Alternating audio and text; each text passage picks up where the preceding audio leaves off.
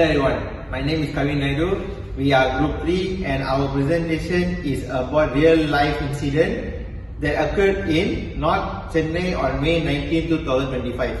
This was a major blackout event due to a fault in the power system during a storm. Before we begin, let's understand why this topic matters. In power system protection, systems like relays, circuit breakers and SCADA was used to detect, isolate and clear faults to avoid danger and accumulates damage. When the system fails, it can affect people's safety, legal responsibility and daily life. This case is a perfect example. Now we'll move to the next slide. The next slide is the fault scenario. Incident type: major blackout due to substation fault. On the night of May 19, many areas in North Chennai like Tandilpad and Rayapuram faced total power outage starting around 11 p.m. This lasted until the next day because it was a duration of 8 hours. According to Times of India, the fault occurred in the 230 kilowatt Manali substation, a major hub that connects and distributes electricity to many city areas. Here's what we think happened technically. Due to strong winds and rain, trees fall onto power lines. This caused a short circuit in the distribution network.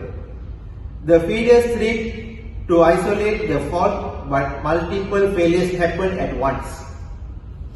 Affected components include distributed feeders, substations, transformers, possible damage insulator or conductors.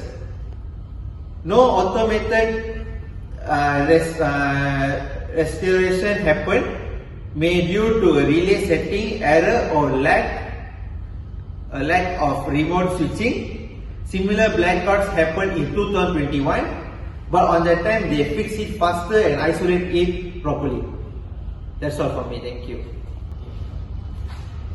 Hello, my name is Krishna. Let's go for the safety implication. So in this situation, any power system fault cause a serious risk to the public and the safety who operate the safety system. So the first one is immediate risk. There is no street light, and then electrical hazard and unnecessary load spikes, and the other one is hospital in darkness.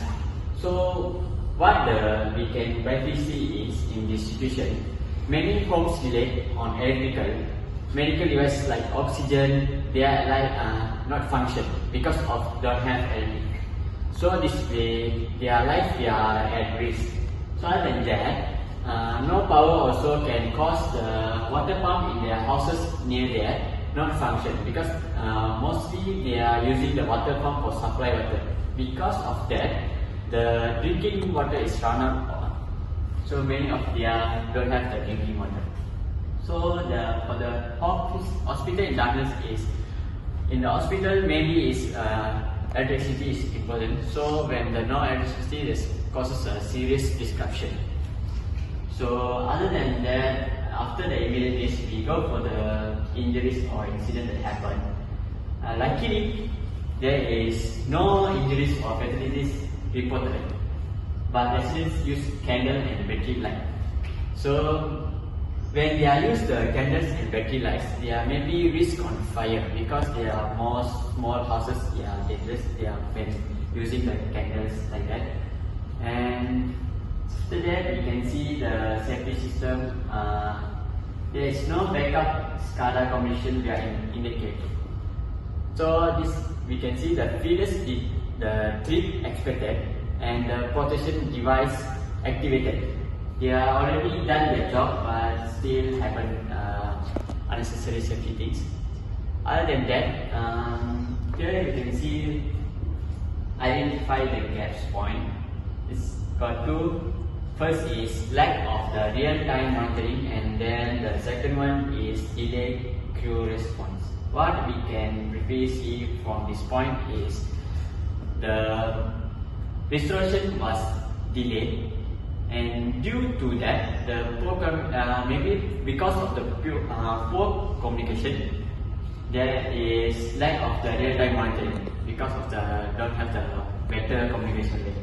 So this case teach us that protection is not just about tripping the breaker, and it's about restoring supply safety and quickly action when there happen any hazard or any incident like this. So that's all for the safety implication. Hi, my name is Strateg. As for my part, I will be explaining about the legal and regulatory compliance. Power system operations are guided by national and state level laws. In India, the Electricity Act 2003 and CAA grid standards apply. Also, Tamil Nadu Electricity Regulatory Commission (TNERC) guidelines set service quality rules. So, what went wrong? There were no legal violation reported officially, but based on public complaints, service standards were not fully met. According to rules, license holder like TENSCO must ensure reliable supply and restore power fast after faults. Because the blackout lasted so long, the utility received media criticism and public backlash. They didn't face court action, but the lack of quick response could be considered poor compliance. This was even also brings up to the question, what if someone had died because of no power? That could lead to lawsuit, especially if the utility failed to impact or maintain the lines properly. In future, better SCADA and relay coordination can help comply with regulation and avoid damage or legal risk. The next slide, please.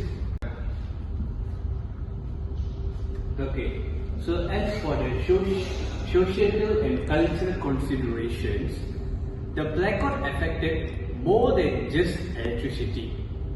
It disrupted people's lives and created fear. Shop closed early, many homes couldn't store food due to no refrigerations, students couldn't study, small business lost income. Cultural and religious activity were also erupted in some areas. Public trust in the utility was reduced. People posted complaints on social media and news sites. In India, power cut is common in some areas, but people still accept reliable service, especially in cities like Chennai. There are also ethical responsibility. There is also ethical responsibility for power companies and engineers.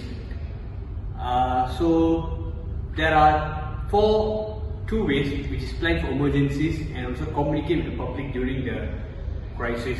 After the incident, there were calls for smart grid improvement such as underground cables, better protection coordination, public alert system via SMS or app. So that's all from me. Thank you so much. Assalamualaikum, my name is Muhammad Arif Isyafin Manusri. So today I will present about solution and prevention measure. So first, to reduce the risk of future blackout, that is one.